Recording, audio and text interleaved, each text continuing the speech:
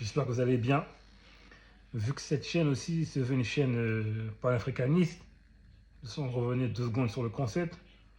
Le panafricanisme, c'est une vision qui vise, en tout cas c'est une vision sociale, économique et politique qui vise à unifier les Africains et ceux de la diaspora, en ayant pour objectif commun de créer une communauté africaine. Donc pour ça, bah forcément, il faut produire de la culture, il faut produire des films dans les différentes langues retranscrits. Ça peut être en espagnol, en français ou en langue, j'allais dire en swahili ou en lingala ou en wolof, peu importe. En tout cas, tous ces mécanismes-là qui visent à créer le panafricanisme, le panafricanisme, c'est ça à la base en fait. Après, il y a eu différents acteurs, il y a eu différentes lectures du panafricanisme, il y a eu des visions parfois qui se sont opposées, des visions économiques à d'autres sociales, d'autres qui vont prôner la non-violence, d'autres qui vont prôner la violence.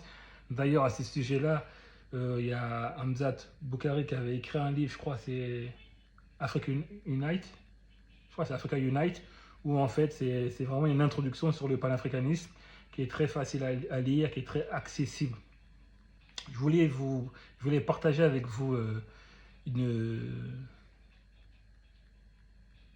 j'allais dire une penseure panafricaine qui est Aminata Traoré, qui est malienne, qui est née dans les années 40, qui a écrit plusieurs ouvrages, dont Le viol de l'imaginaire, que moi j'apprécie énormément.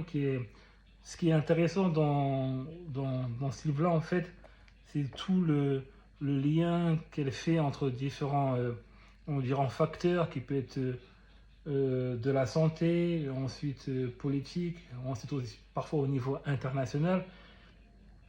Là, de mémoire, elle parle d'une histoire plutôt, euh, une femme qui s'appelle Altina, qui avait plusieurs enfants, dont 2 enfants qui étaient atteints de paludisme et qui sont morts la même nuit. Et en fait, elle va relier ça avec la conséquence en fait qu'a engendré les plans d'ajustement structurel qui a empêché l'accès à certains médicaments, etc.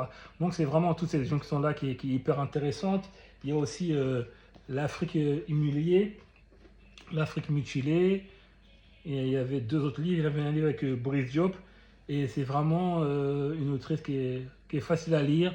Dans l'Afrique, dans l'étau, c'est celui-là où là on fait beaucoup référence, si vous voulez, au plan d'instruments structurels, aux dons du FMI, de la Banque mondiale, et comment cela en fait a impacté structurellement, c'est-à-dire dans la structure, dans les mécanismes, dans le fonctionnement de nos États, donc de nos sociétés.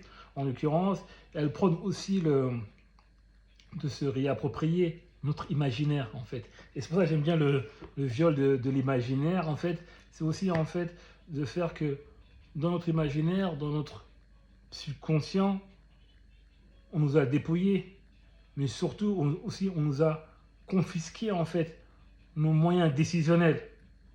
Et c'est tout le fil conducteur de ces ouvrages que je vous invite à lire.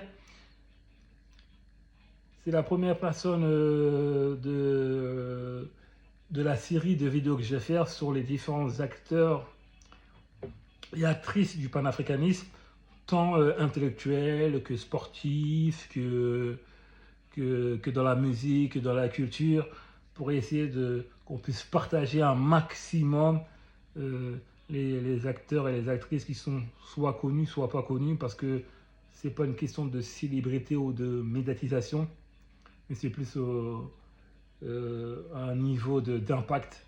Moi, franchement, ce livre, il m'a énormément impacté, et tous les autres d'ailleurs, qui permet aussi d'avoir une certaine vision, de pouvoir comprendre comment ça fonctionne. Et la plupart de ces livres, je trouve qu'ils sont très accessibles, en tout cas de mon point de vue. D'ici là, portez-vous bien. On se dit à très bientôt pour le 2e épisode de la série Les acteurs et les actrices du panafricanisme et de l'Afrique vivante.